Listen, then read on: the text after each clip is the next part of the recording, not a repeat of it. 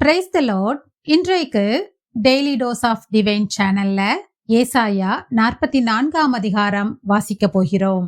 இந்த அதிகாரத்தில் தேவன் தமது ஆவியை மக்கள் மேல் ஊற்றுவதாக வாக்குறுதி அளிக்கிறார்.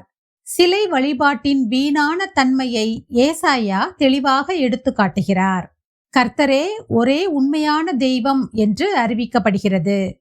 இறுதியாக பெர்சிய மன்னன் கோரேசு பிறப்பதற்கு முன்பே அவன் பெயரை தீர்க்க தரிசனமாக கூறி கடவுளின் வல்லமையை நிரூபிக்கிறார். இப்போது ஏசாயா 44ஆம் அதிகாரம் வாசிக்க கேட்போம். கர்த்தாவே, உம்முடைய வேதத்திலுள்ள அதிசயங்களை பார்க்கும்படிக்கு எங்கள் இருதயத்தின் கண்களை திறந்தருளும் சுவாமி. ஆமேன். ஏசாயா 44ஆம் அதிகாரம். இப்போதும் என் தாசனாகிய யாக்கோபே, நான் தெரிந்து கொண்ட இஸ்ரவேலே, கேள். உன்னை உண்டாக்கினவரும் தாயின் கர்ப்பத்தில் உன்னை உருவாக்கினவரும் உனக்கு துணை செய்கிறவருமாகிய கர்த்தர் சொல்லுகிறதாவது: என் தாசனாகிய யாக்கோபே, நான் தெரிந்து கொண்ட யெஷூரனே, பயப்படாதே. தாகமுள்ளவன் மேல் தண்ணீரையும் வறண்ட நிலத்தின் மேல் ஆறுகளையும் ஊற்றுவேன். உன் சந்ததியின் மேல் என் ஆவியையும் உன் சந்தானத்தின் மேல் என் ஆசீர்வாதத்தையும் ஊற்றுவேன். அதனால் அவர்கள் புல்லின் நடுவே நீர்க்கால்களின் ஓரத்திலுள்ள அலரி செடிகளைப் போல வளருவார்கள். ஒருவன் நான் கர்த்தருடையவன் என்பான். ஒருவன் யாக்கோபின் பெயரை தரித்துக் கொள்வான். ஒருவன் தான் கர்த்தருடையவன் என்று கையெழுத்து போட்டு இஸ்ரவேலின் நாமத்தை தரித்துக் கொள்வான். நான் முந்தினவரும் நான் பிந்தினவரும் தானே. என்னை தவிர தேவன் இல்லை என்று இஸ்ரவேலின் ராஜாவாகிய கர்த்தரும் சேனைகளின் கர்த்தராகிய அவனுடைய மீட்பரும் சொல்லுகிறார். பூர்வ காலத்து ஜனங்களை நான் ஸ்தாபித்தது முதற்கொண்டு என்னை போல எதையாகிலும் வரவழைத்து இன்னின்னதென்று முன் அறிவித்து எனக்கு முன்னே வரிசையாக நிறுத்தத்தக்கவன் யார்? நிகழ்காரியங்களையும் வரும் காரியங்களையும் தங்களுக்கு அவர்கள் அறிவிக்கட்டும். நீங்கள் கலங்காமலும் பயப்படாமலும் இருங்கள். அக்கால முதற்கொண்டு நான் அதை உனக்கு விளங்க பண்ணினதும் முன் அறிவித்ததும் இல்லையோ? இதற்கு நீங்களே என் சாட்சிகள். என்னை தவிர தேவன் உண்டோ? வேறொரு கன்மலையும் இல்லையே. ஒருவனையும் அறியேன். விக்கிரகங்களை உருவாக்குகிற யாவரும் வீணர். அவர்களால் இச்சிக்கப்பட்டவைகள் ஒன்றுக்கும் உதவாது. அவைகள் ஒன்றும் காணாமலும் ஒன்றும் அறியாமலும் இருக்கிறதென்று தங்களுக்கு வெட்கமுண்டாக அவைகளுக்கு தாங்களே சாட்சிகளாயிருக்கிறார்கள். ஒன்றுக்கும் உதவாத தெய்வத்தை உருவாக்கி விக்கிரகத்தை வார்ப்பிக்கிறவன் எப்படிப்பட்டவன்? இதோ அவனுடைய கூட்டாளிகள் எல்லாரும் வெட்கமடைவார்கள். தொழிலாளிகள் நரஜீவன்கள் தானே. அவர்கள் எல்லாரும் கூடி வந்து நிற்கட்டும். அவர்கள் ஏகமாய் திகைத்து வெட்கப்படுவார்கள்.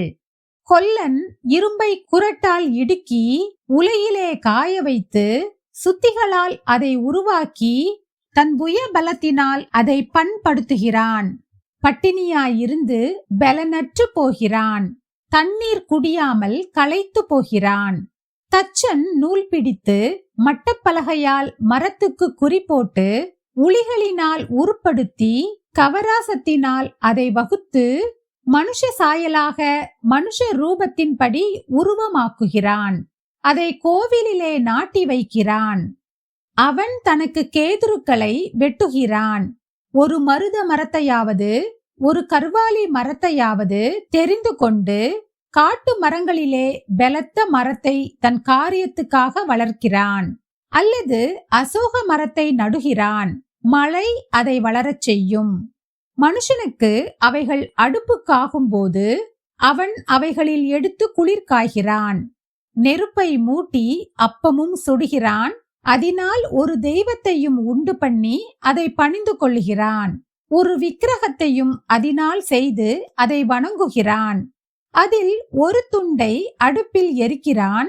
ஒரு துண்டினால் இறைச்சியை சமைத்து புசித்து பொரியலை பொரித்து திருப்தியாகி குளிரும் காய்ந்து ஆ அனலானேன், நெருப்பை கண்டேன் என்று சொல்லி அதில் மீதியான துண்டை தனக்கு விக்கிரக தெய்வமாகச் செய்து அதற்கு முன் விழுந்து அதை வணங்கி, நீ என் தெய்வம், என்னை ரட்சிக்க வேண்டும் என்று அதை நோக்கி மன்றாடுகிறான். அறியாமலும் உணராமலும் இருக்கிறார்கள். காணாதபடிக்கு அவர்கள் கண்களும் உணராதபடிக்கு அவர்கள் இருதயமும் அடைக்கப்பட்டிருக்கிறது. அதில் பாதியை அடுப்பில் எரித்தேன். அதன் தழலின் மேல் அப்பத்தையும் சுட்டு இறைச்சியையும் பொரித்து புசித்தேன்.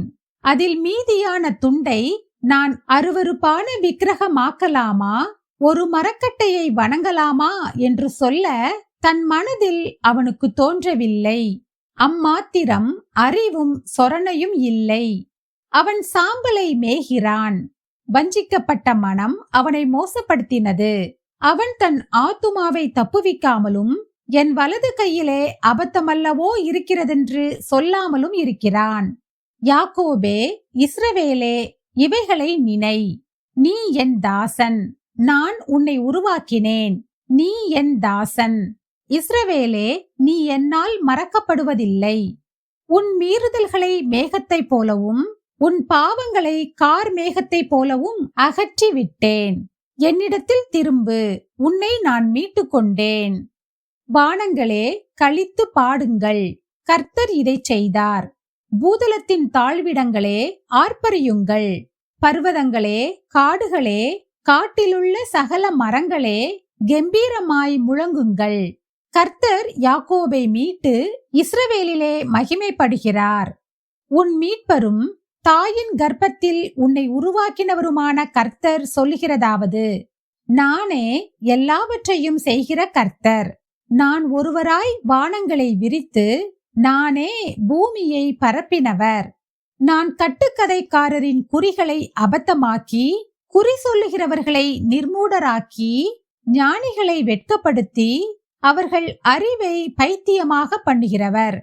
நான் என் ஊழியக்காரரின் வார்த்தையை நிலைப்படுத்தி என் ஸ்தானாபதிகளின் ஆலோசனையை நிறைவேற்றி, குடியேறுவாய் என்று எருசலேமுக்கும் கட்டப்படுவீர்கள் என்று யூதாவின் பட்டணங்களுக்கும் சொல்லி அவைகளின் பாழான ஸ்தலங்களை எடுப்பிப்பவர். நான் ஆழத்தை நோக்கி வற்றிப்போ என்றும் உன் நதிகளை வெட்டாந்தரையாக்குவேன் என்றும் சொல்லுகிறவர். கோரேசை குறித்து, அவன் என் மேய்ப்பன், அவன் எருசலேமை நோக்கி நீ கட்டப்படு என்றும் தேவாலயத்தை நோக்கி நீ அஸ்திபாரப்படு என்றும் சொல்லி எனக்கு பிரியமானதையெல்லாம் நிறைவேற்றுவான் என்று சொல்லுகிறவர் நான். என் நம்பிக்கை முழுவதும் தேவன் மேல்தானா? நாம் ஜெபிப்போம். அன்பின் பரலோக பிதாவே, இந்த அருமையான காலை வேளையை தந்ததற்காக உமக்கு நன்றி ஏசப்பா. இன்றைக்கும் நாங்கள் வாசிக்க கேட்டபடி உம்மை மாத்திரம் நம்பும் இருதயத்தை எங்களுக்கு தாரும்.